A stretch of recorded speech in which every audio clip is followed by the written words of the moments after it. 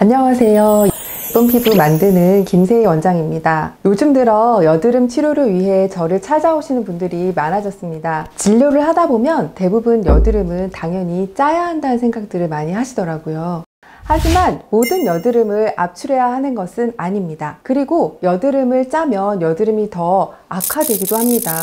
그래서 오늘은 여드름 압출에 대한 정확한 정보를 전달해 드리려고 합니다. 결론부터 이야기하면 꼭 그렇지는 않습니다. 하얀색 좁쌀 여드름과 빨간색 구진성 여드름은 짜지 않습니다. 좁쌀 여드름은 일반적으로直径 1mm 내외의 작고 하얀색 알갱이라고 생각을 하시면 되는데, 피지와 각질이 모공 안에 섞여 있는 상태에서 두드러기처럼 올라오는 여드름이라고 보시면 되고요. 아직 염증이 있는 단계는 아니고 염증성 여드름으로 가는 초기 단계의 씨앗이라고 보시면 됩니다.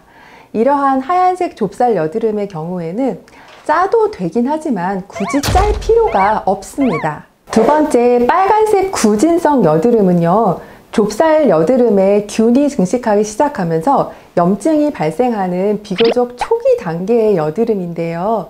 붉어지고 통증이 시작하는 단계죠. 이 시기에는 절대 짜면 안 됩니다.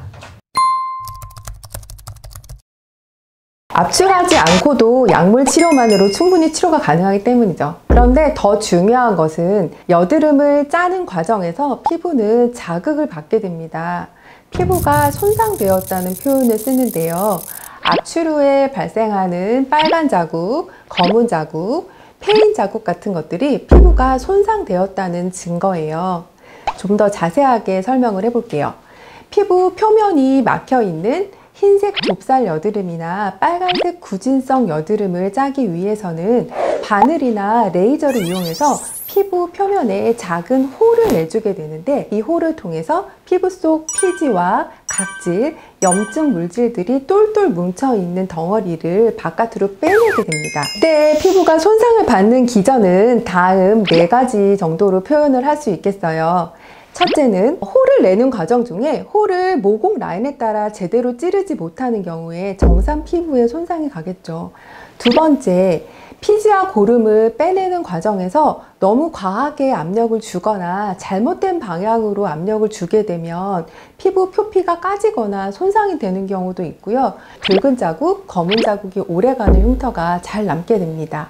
그리고 세 번째, 짜는 과정에서 피지와 고름을 담고 있는 주머니가 피부 바깥으로 전체 다 나오면 상관이 없지만, 이 고름 주머니는 굉장히 흐물흐물하기 때문에 압력을 주는 과정 중에 안쪽으로 터지는 경우가 굉장히 많습니다.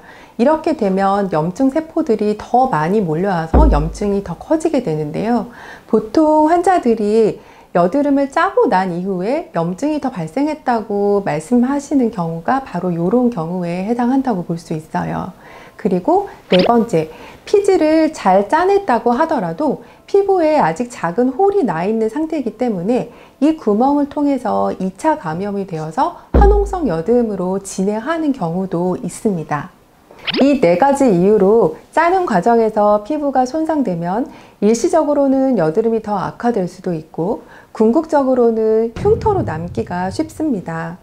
여드름 압출을 완벽하게 할 수 있는 전문가가 아닌 이상 흰색 좁쌀 여드름이나 빨간색 구진성 여드름을 건드려서는 안 됩니다. 여드름을 치료하는 과정에서 여드름이 더욱 악화되어서는 안 되겠죠? 되도록이면 압출을 하지 않는 것이 좋지만 너무 짜고 싶으면 짜도 되는 여드름도 있습니다. 화농성 여드름의 경우가 그러한데요. 우리가 일반적으로 노랗게 고름이 맺힌 잘 익은 여드름이 바로 화농성 여드름입니다. 이때는 조심스럽게 압출을 해도 됩니다. 왜냐하면 노랗게 화농이 되었다는 것은 안에 고름이 차 있다는 거예요. 고름이라는 것은 피부 속의 전쟁의 잔해와 같은 물질이라고 보시면 되는데, 고름은 피부 속 균과 면역세포가 열심히 싸운 이후에 염증세포들과 파괴된 피부 조직이 뒤엉켜서 있는 덩어리라고 생각을 하시면 되세요.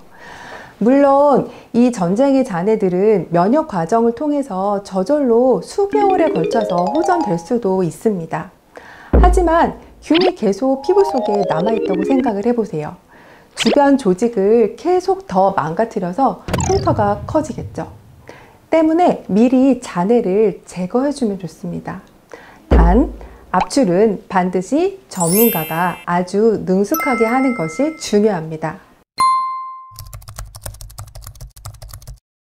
집에서는 되도록 여드름을 짜지 않으시는 것이 좋지만 만약 스스로 여드름을 짰다면 면봉을 알코올에 묻혀서 여드름을 짠 입구를 꼭 소독해 주시고요. 항생제 연고, 예를 들면 후시딘 같은 것들을 발라주어야 합니다. 보통 여드름을 짠 후에 화장을 하시는 경우도 있잖아요. 이러한 경우에는 재생 테이프를 꼭 붙인 이후에 화장을 해주시면 좋을 것 같아요. 저희 피부과에서는 여드름을 압출하고 나서 깨끗하게 소독을 진행을 하고요. 냉타올을 통해서 다시 모공을 꽉 닫아주고 진정을 시킵니다. 이후에 여드름 상태에 따라서 적절한 색깔 레이저 치료를 받고 마지막으로는 항염 마스크 팩으로 마무리를 합니다. 여드름 상태에 따른 치료법은 다음 시간에 이야기해 드리도록 하겠습니다. 여드름은 발병 시기와 진행 단계에 따라서 치료법이 다릅니다. 즉, 다 똑같은 여드름은 아니라는 말이죠.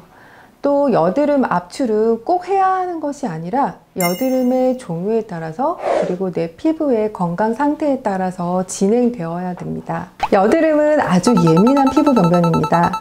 피부 자극을 최소화하는 상태에서 전문적으로 치료가 이루어져야 한다는 사실 잊지 마세요. 오늘은 여드름 압출에 대해서 이야기해 보았습니다.